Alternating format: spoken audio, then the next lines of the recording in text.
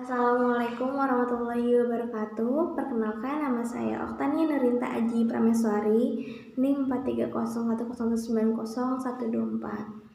Pada kali ini saya akan memenuhi tugas UAS dari mata kuliah Retorika Dakwah yang diampu oleh Bapak Nahwa Syarif. Kali ini saya akan membahas mengenai bersyukur. Bersyukur merupakan suatu perbuatan yang bermaksud berterima kasih atas limpahan nikmat yang telah Allah berikan. Maka jika kita diberi suatu nikmat, tidak memandang besar atau kecil suatu nikmat tersebut, maka Allah akan melimpah gandakan nikmat kepada kita. Syukur mempunyai makna yaitu berterima kasih dan menerima dengan sepenuh hati akan anugerah atau nikmat yang Allah berikan kepada kita. Kita tidak bisa menghitung atau mengira berapa banyak nikmat yang Allah berikan kepada kita.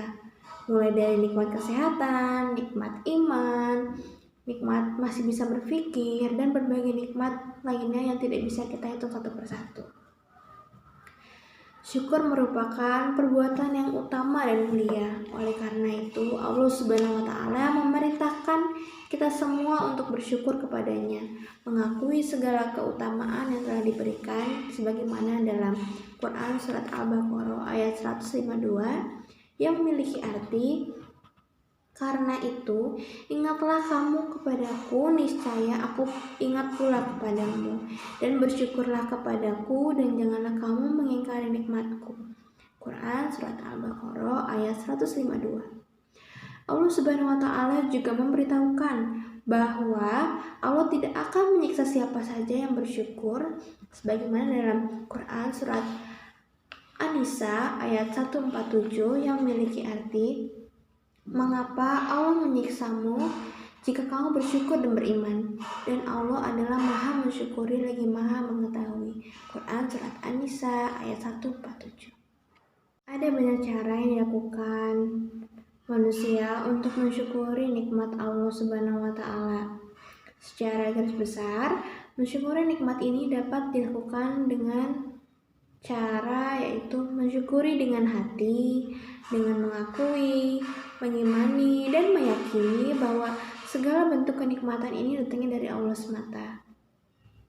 Syukur dengan hati dapat mengantarkan seseorang untuk menerima anugerah dengan penuh kerelaan tanpa menggerutu dan keberatan. Betapapun kecilnya nikmat tersebut, kita harus selalu mensyukuri.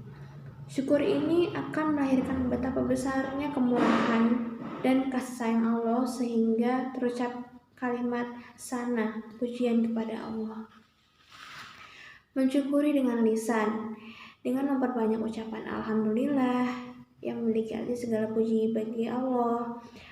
Bersyukurilah dan segala bentuk kesyukuran juga milik Allah.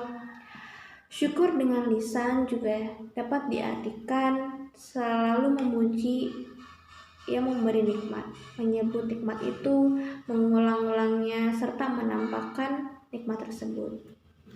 Oleh karena itu, kita harus mengembalikan segala puji kepada Allah. Pada saat kita memuji seseorang karena kebaikannya, hakikat pujian tersebut harus dijatuhkan kepada Allah Subhanahu wa Ta'ala. Sebab Allah adalah pemilik segala kebaikan. Mensyukuri dengan perbuatan, yaitu mempergunakan segala bentuk kenikmatan Allah untuk menunaikan perintah-perintah Allah, baik perintah wajib, sunnah, maupun mubah. Mempergunakan segala bentuk kenikmatan Allah dengan cara menghindari, menjauhi, dan meninggalkan segala bentuk larangan Allah, baik larangan yang haram maupun yang makruh. Rasulullah SAW menjelaskan bahwa Allah sangat senang melihat nikmat yang diberikan kepada hambanya itu dipergunakan dengan sebaik-baiknya. Rasulullah SAW bersabda, sesungguhnya Allah senang melihat atsar, bentuk atau wujud nikmatnya pada hambanya.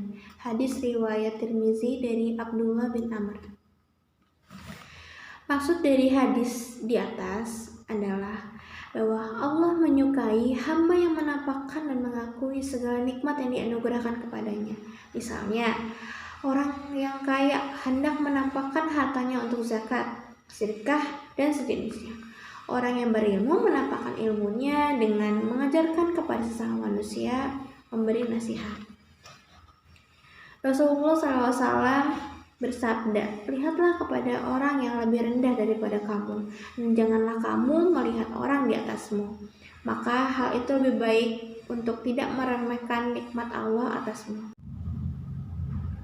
Dalam hadis dijelaskan, Nabi menyuruh kaum muslimin agar memandang orang yang berada di bawah mereka, baik mengenai bentuk dan rupa tubuhnya, kesehatan dan kesejahteraannya, harta dan kekayaan maupun yang lainnya. Dengan cara demikian, mereka akan merasa beruntung dan akan lebih baik keadaan mereka dibandingkan dengan yang di bawah standar nasib mereka.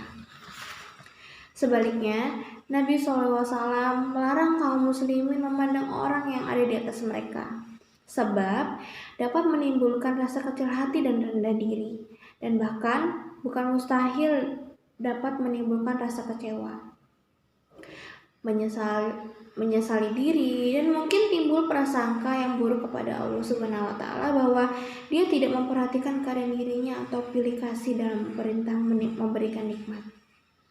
Kaum muslimin dibenarkan melihat orang yang lebih tinggi derajatnya, khusus dalam masalah ketaatan dalam menjalankan agama,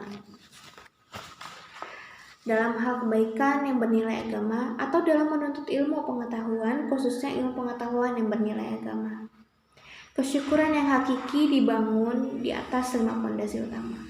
Barang siapa merealisasikannya, maka dia adalah seseorang yang bersyukur dengan benar. 5 asas tersebut ialah merendahnya orang yang bersyukur di hadapan yang dia syukuri, kecintaannya terhadap sang pemberi nikmat Allah Subhanahu wa Ta'ala, mengakui seluruh kenikmatan yang diberikan, senantiasa memujinya atas nikmat tersebut, tidak menggunakan nikmat untuk sesuatu yang dibenci Allah Subhanahu wa Ta'ala.